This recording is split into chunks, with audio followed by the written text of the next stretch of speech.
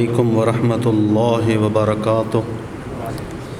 إن الحمد لله نحمده ونستعينه ونستغفره ونعوذ بالله من شرور أنفسنا ومن سيئات أعمالنا. من يهده الله فلا مضل له ومن يضلله فلا هادي له. أشهد أن لا إله إلا الله وحده لا شريك له وأشهد أن محمدا عبده ورسوله. يا أيها الذين آمنوا اتقوا الله حق تقاته ولا تموتن إلا وأنتم مسلمون. يا أيها الناس اتقوا ربكم الذي خلقكم من نفس واحدة وخلق منها زوجها وبث منهما رجالا كثيرا ونساء. واتقوا الله الذي تساءلون به والأرحام إن الله كان عليكم رقيبا. يا أيها الذين آمنوا اتقوا الله وقولوا قولا سديدا يصلح لكم أعمالكم ويغفر لكم ذنوبكم ومن يطع الله ورسوله فقد فاز فوزا عظيما. أما بعد فإن خير الحديث كتاب الله وخير الهدي هدي محمد صلى الله عليه وسلم وشر الأمور محدثاتها وكل محدثة بدعة وكل بدعة ضلالة وكل ضلالة في النار. إن الله وملائكته يصلون على النبي يا أيها الذين آمنوا صلوا عليه وسلموا تسليما. اللهم صل على محمد وعلى آل محمد كما صليت على إبراهيم وعلى آل إبراهيم إنك حميد مجيد. اللهم بارك على محمد وعلى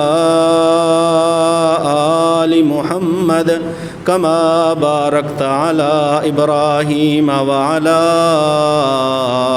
آل إبراهيم إنك حميد مجيد.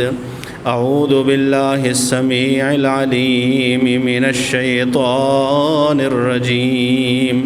بسم الله الرحمن الرحيم. من عمل صالحا من ذكر أو أنثى وهو مؤمن فلنحيينه حياة طيبة ولنجزينهم أجرهم بأحسن ما كانوا يعملون. پچھلے خطبہ جمعہ میں ہم نے صحیح ابن خزیمہ کی ایک حدیث جس میں رسول اللہ صلی اللہ علیہ وسلم نے ایسے عمل اور نیکیوں کا تذکرہ فرمایا کہ جن کا فائدہ بندے کو اس کے مرنے کے بعد بھی پہنچتا رہتا ہے. ان میں چند ایک چیزیں ہم نے ذکر کی تھیں. جو آخری بات تھی اسے اس لیے چھوڑ دیا تھا پچھلے جمعہ کہ اس بات کو تھوڑی سی مزید وضاحت کی ضرورت ہے، اور اس بات کا تعلق وہ ہمارے معاشرے کے ساتھ بھی ہے، بلکہ معاشرے کی بہتری اور آپس میں ایک دوسرے کا خیال اور ایک دوسرے پر ایثار اور ایک دوسرے کی غمخواری، ایک دوسرے کی ہمدردی، وہ اس چیز سے تعلق رکھتی ہے۔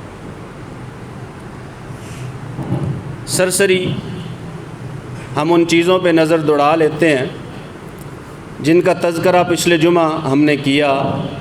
رسول اللہ صلی اللہ علیہ وآلہ وسلم کا فرمان ہے، حضرت ابو ہریرہ رضی اللہ تعالیٰ عنہ راوی ہیں، ان مما یلحق المؤمن من عملہ وحسناتہ بعد موتہ، کہ کچھ چیزیں ہیں جو مومن کو ملتی رہتی ہیں اس کی نیکیوں میں سے، اس کے اعمال میں سے، اس کے مرنے کے بعد بھی۔ پہلی چیز تھی ایسا علم کہ وہ اسے سکھاتا بھی ہے اور اسے پھیلاتا بھی ہے، اس کی اولاد جو نیک ہے اور نیک اولاد کو اپنے پیچھے چھوڑ گیا ہے، یا اس نے کوئی ایسی علمی کتاب یا قرآن مجید اسے خریدا یا لکھا اور اسے پڑھنے کے لیے کسی کے حوالے کر دیا، یا پھر اس نے ایک نہر جاری کروا دی، پانی کا بندوبست لوگوں کے لیے کر دیا، یا اس نے کوئی مسجد بنوا دی، یا اس نے مسافروں کے لیے کوئی مسافر خانہ بنا دیا کہ آتا جاتا جو ہے ان میں ٹھہر سکتا ہے۔ ان چیزوں کا ہم نے تذکرہ کیا تھا۔ آخری چیز او صدقۃ اخرجہ من مالہ فی صحتہ و حیاتہ، ایسا صدقہ جو بندے نے اپنے مال میں سے کیا، خرچ کیا، اور خرچ کب کیا؟ فی صحتہ و حیاتہ، ایک تو اپنی زندگی میں خرچ کیا، دوسرا اپنی صحت کے دنوں میں خرچ کیا۔ صحت کے دنوں میں، زندگی میں دو چیزیں رسول اللہ صلی اللہ علیہ وآلہ وسلم نے بیان فرمائی، کیونکہ زندگی میں اور صحت کے دنوں میں بندے کو مال کی ضرورت رہتی ہے۔ بلکہ رسول اللہ صلی اللہ علیہ وسلم سے ایک بار پوچھا گیا، اللہ کے پیغمبر صلی اللہ علیہ وآلہ وسلم، کون سا ایسا صدقہ ہے جو سب سے بہتر ہے، سب سے افضل ہے؟ رسول اللہ صلی اللہ علیہ وآلہ وسلم نے فرمایا، ایسا صدقہ کہ جب بندہ وہ صدقہ کرتا ہے تو صحت میں ہوتا ہے، اور جب وہ بندہ صدقہ کرتا ہے تو مال کا ضرورت مند ہوتا ہے۔ تخشى الفقر وتأمل الغنى، اسے محتاجی کا ڈر بھی ہوتا ہے اور وہ امیر ہونے کی امید بھی رکھتا ہے، طمع اور حرص بھی رکھتا ہے کہ میرے پاس مال زیادہ ہو۔ یہ جو وقت ہے، اس وقت میں اگر بندہ صدقہ کرتا ہے تو رسول اللہ صلی اللہ علیہ وسلم نے فرمایا سب سے بہترین صدقہ کرنے کا وقت یہ ہے۔ ایک بندہ ہے جو صدقہ اس وقت کرتا ہے، دیتا اس وقت ہے جب وہ سمجھتا ہے کہ اب مجھے مزید اس کی ضرورت نہیں ہے، موت کے وقت کہہ دیتا ہے۔ رسول اللہ صلی اللہ علیہ وآلہ وسلم نے فرمایا اسی حدیث میں کہ ایک بندہ، اس کی موت کا وقت آ جاتا ہے، جیسے ہی موت کا وقت آیا تو وہ کہتا ہے قضا لفلان و قضا لفلان، دیکھو میرا مال ہے، اتنا فلاں کو دے دینا، اتنا فلاں کو دے دینا۔ رسول اللہ صلی اللہ علیہ وسلم نے فرمایا وقد کانت لفلان، جبکہ ابھی اس کی آخری سانسیں چل رہی ہیں، مال تو کسی اور کا ہو چکا ہے۔ یہ جو اب کہہ رہا ہے نا اتنا اتنا اتنا اس کو دے دو، اتنا اس کو دے دو، مال تو کسی اور کا ہو چکا ہے، اس کی تو آخری سانسیں ہیں، آخری وقت ہے، مال ورثاء کا ہے۔ یقول العبد مالی مالی، رسول اللہ صلی اللہ علیہ وسلم کا ایک اور فرمان ہے، بندہ کہتا تو رہتا ہے کہ یہ میرا مال ہے، یہ میرا مال ہے، میرا مال ہے، وَإِنَّ مَالَهُ مِن مَالِهِ، اس کے مال میں سے جو اس کا اصل مال ہے، مَا أَكَلَ فَأَفْنَا أَوْ لَبِسَ فَأَبْلَى أَوْ أَعْطَى فَاقْتَنَى، جو اس کے پاس ہے اسے بچا کیا ہے؟ جو کھا پی لیا۔ بچا کیا ہے؟ جو پہن لیا۔ بچا کیا ہے؟ جو اس نے اللہ کے راستے میں دے دیا۔ وما سوا ذالک، اور جو اس کے علاوہ مال ہے، جو کھا لیا، جو پہن لیا، جو راہ خدا میں دے دیا، جو اس کے علاوہ ہے، فہو ذاہب وتارکہ للناس، وہ مال اب یہ تو جانے والا ہے اور وہ مال دوسرے لوگوں کے لیے چھوڑ کے جانے والا ہے۔ اپنے ساتھ کچھ نہیں لے کے جائے گا، کہتا تو ہے میرا ہے، یہ بھی میرا وہ بھی میرا، لیکن اسے بچا کیا؟ کھایا پیا وہ بچا، پہنا اللہ کی راہ میں دیا وہ بچا، اس کے علاوہ جتنا ہے جتنا مرضی زندگی میں جمع کر لے اس کے تو کسی فائدے کا نہیں۔ فَهُوَ ذَاهِبٌ، اس نے چلے جانا ہے، وَتَارِكُهُ لِلنَّاسِ، اور اسے دوسروں کے لیے چھوڑ جانا۔ فِي صِحَّتِهِ وَحَيَاتِهِ، زندگی میں کرے، صدقہ کرے اپنی زندگی میں، صدقہ کرے صحت میں۔ ایک بندہ ہے، اس کے پاس ایک بھوکا بیٹھا ہوا ہے، وہ کھانا شروع کرنے لگا ہے۔ اب اگر وہ کھانا شروع کرتے ہی دے دے بھوکے کو، یہ ایک بات ہے۔ دوسری بات پتہ کیا ہے؟ اس کے پاس بھوکا بیٹھا ہے، اسے کوئی پرواہ نہیں، وہ کھاتا ہے کھاتا ہے کھاتا ہے، جب دیکھتا ہے نا اب ضرورت سے زیادہ ہے، پھینکے بغیر گزارا نہیں، اب اسے پھینکنا پڑے گا، پھر وہ کیا کرتا ہے؟ پھر وہ بھوکے کو دے دیتا ہے۔ یہ بات سمجھنے کے لیے اس بات کو، دو باتیں ہیں، ایک تو ابھی اس نے کھایا نہیں لیکن اس میں سے دے دیتا ہے، اس کی اور بات ہے۔ رسول اللہ صلی اللہ علیہ وسلم نے بلکہ مثال بیان فرمائی، وہ بندہ جو موت کے وقت صدقہ دینے کی بات کرتا ہے وہ ایسے ہی ہے جیسے ایک بندے نے بیٹھ کے پیٹ بھر کے کھا لیا اور اب جو بچ گیا اب وہ پھر لوگوں کو دیتا پھرتا ہے کہ اب مجھ سے تو اور کھایا نہیں جاتا، اندر جگہ نہیں بچی، یہ تم لے لو یا تم لے لو یا تم لے لو۔ مرتے وقت صدقہ کرنا یا صدقے کی خواہش کرنا، اس کی یہ حیثیت ہے۔ صحت میں اور زندگی میں صدقہ کرنا، رسول اللہ صلی اللہ علیہ وآلہ وسلم کے ہم اگر فرامین پڑھیں، قرآن مجید کی بعض آیتیں دیکھیں کہ جن میں اللہ وحدہ لا شریک نے اس چیز کو بیان فرمایا ہے۔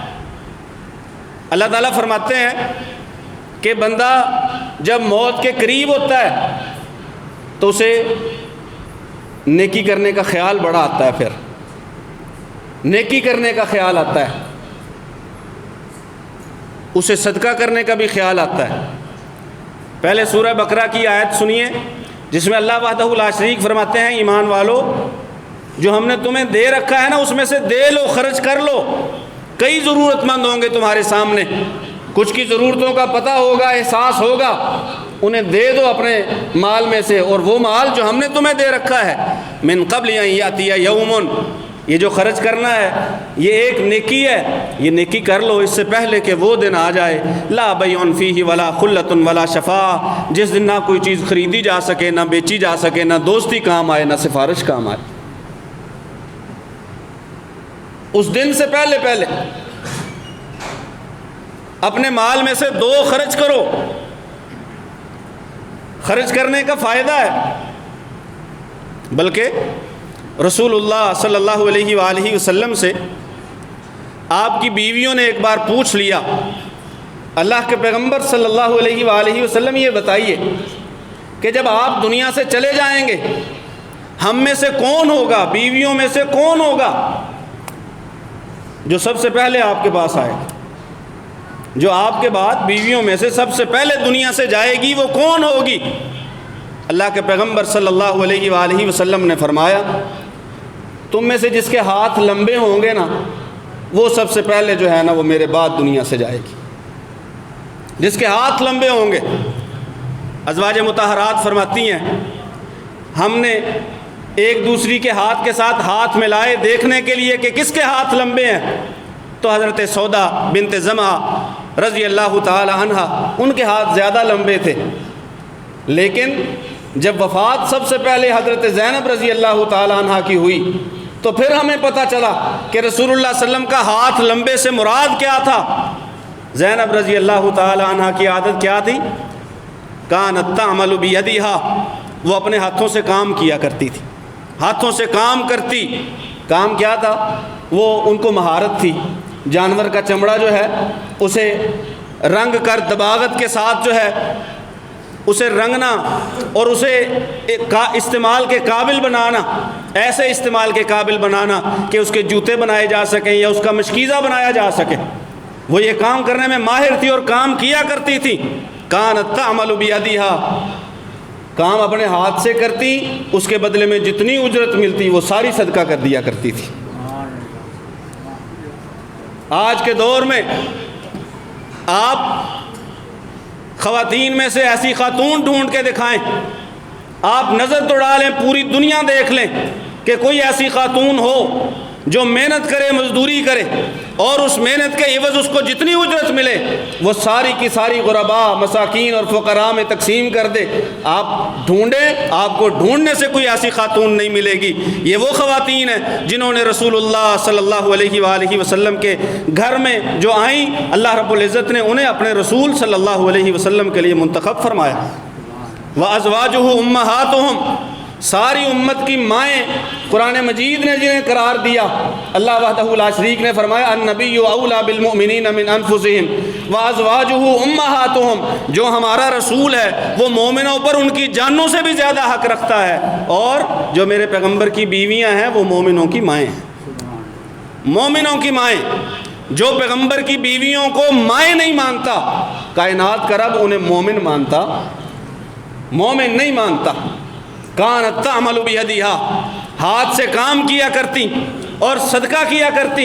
رسول اللہ صلی اللہ علیہ وآلہ وسلم کی بات کا کہتی ہیں ہمیں بعد میں پتہ چلا، بعد میں سمجھ آئی کہ اللہ کے پیغمبر صلی اللہ علیہ وآلہ وسلم کا اس سے مطلب کیا تھا، مراد کیا تھا۔ قرآن مجید میں اللہ وحدہ لا شریک فرماتے ہیں کہ بندہ زندگی گزار لیتا ہے اور عین جب اس کا موت کا وقت آ جاتا ہے تو پھر یہ دعا کرتا ہے، کہتا ہے، فریاد کرتا ہے اللہ تعالیٰ سے، رب ارجعون، اللہ مجھے واپس لوٹا دو، واپس بھیج دو، تھوڑی سی مہلت دے دو، لعلی اعمل صالحا فیما ترکت، کہ میں نے زندگی اتنی گزاری ہے، اب تھوڑا سا اگر وقت مل جائے تو میں کوئی نیکی کر لوں۔ کائنات کا رب فرماتے ہیں کلا، ایسا ہوگا نہیں، ایسا ہوگا نہیں کہ اسے مل جائے دوبارہ زندگی، مہلت مل جائے۔ انہا کلمۃ ہوا قائلھا، یہ صرف ایک جملہ ہے جو اس نے اپنی زبان سے کہا ہے، بس اس کی ایک بات ہے جو اس نے اپنی زبان سے کہہ دی۔ بلکہ کائنات کا رب اسی سورہ مومنون میں فرماتا ہے کہ جب انہیں اللہ وحدہ لا شریک جہنم میں پھینکے گا اور پھر یہ وہاں پر دوبارہ فریاد کریں گے کہ ایک موقع ہمیں دے دو، اللہ رب العزت فرمائیں گے نہیں، موقع نہیں ہے۔ قال اخسئوا فیہا ولا تکلمون، اللہ کہیں گے یہیں اسی عذاب میں رہنا ہے، اسی میں رسوا و ذلیل ہونا ہے، اور ساتھ ہی اللہ فرمائیں گے ولا تکلمون، مجھ سے گفتگو بھی نہ کرو، بات بھی نہ کرو، بات کرنے کی بھی اجازت نہیں ہے۔ سورہ منافقون کے آخر میں اللہ وحدہ لا شریک فرماتے ہیں ایمان والو انفقوا مما رزقناکم، جو ہم نے تمہیں دے رکھا ہے نا اس میں سے خرچ کرو، من قبل ان یاتی احدکم الموت، اور یہ خرچ کر لو اس سے پہلے کہ تم میں سے کسی ایک کو موت آ جائے،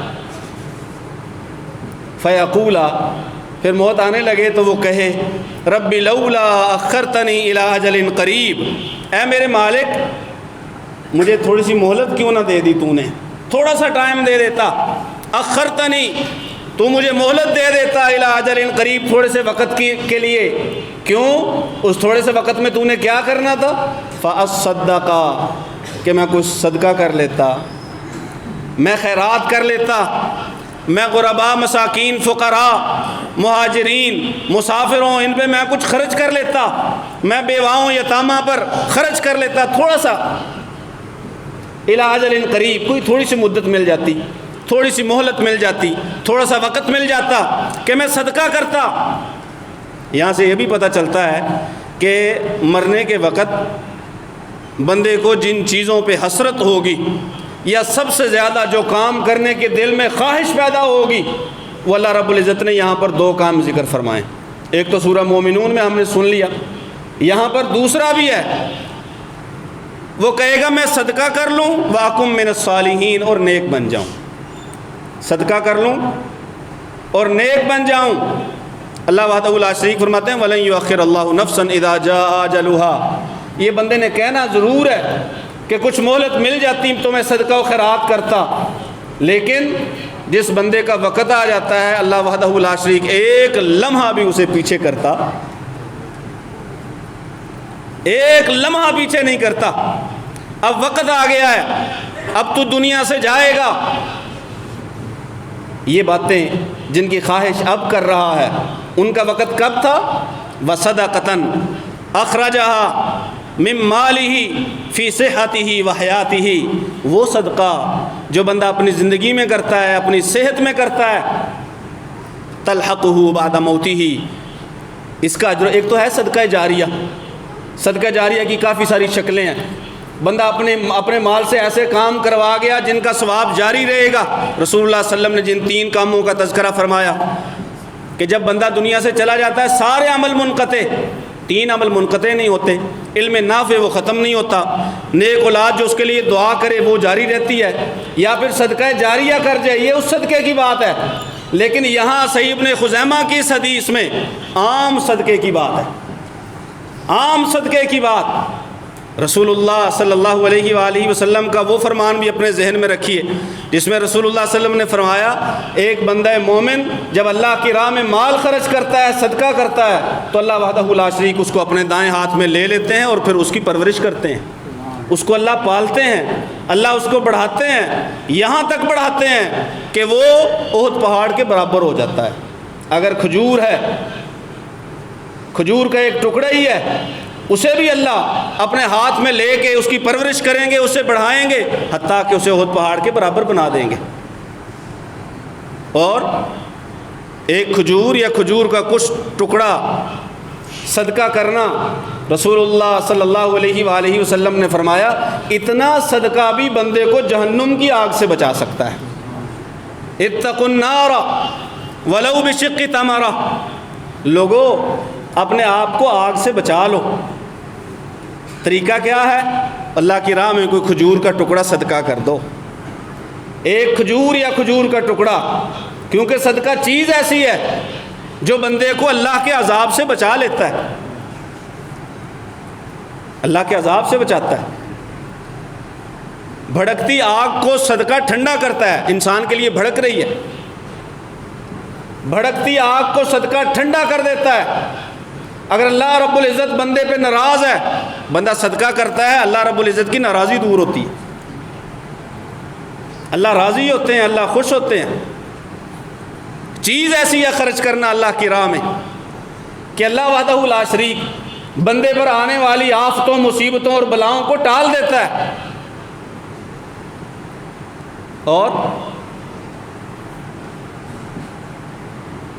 اللہ کے پیغمبر صلی اللہ علیہ وآلہ وسلم نے اپنے فرامین عالیہ میں یہ بھی ارشاد فرمایا کہ اگر صدقہ کرنے والا, ایک تو ہے نا جو مال دے رہا ہے, ظاہر صدقہ تو وہ کر رہا ہے, ایک ہے جس نے مال دیا, اپنے ملازم کو دے دیا, اپنے بیٹے کو دے دیا, کسی اور کو دے دیا کہ یہ میری طرف سے دے دینا. وہ جس نے جا کے دیا وہ, اور پھر اس نے حساب میں لکھوایا لکھنے والے سے, اپنے منشی سے, مینیجر سے کہ بھئی یہ جو ہے نا یہ حساب میں لکھ لینا کہ اتنے پیسے میں نے بطور صدقہ دیے ہیں. اللہ کے پیغمبر صلی اللہ علیہ وآلہ وسلم نے فرمایا تینوں ثواب میں برابر ہیں, ثواب میں تینوں برابر. نہ لکھنے والے نے مال دیا, نہ لے جانے والے نے مال دیا. مال دیا ہے اس نے جس کا مال ہے, لیکن اللہ وحدہ لا شریک کو پسند اس قدر ہے, پسند اس قدر ہے. مجاہد کے تیر کے بارے میں رسول اللہ صلی اللہ علیہ وسلم نے فرمایا, ایک تو وہ ہے جو راہ خدا میں تیر چلاتا ہے, اس تیر کی وجہ سے اللہ کتنے لوگوں کو معاف کرتا ہے.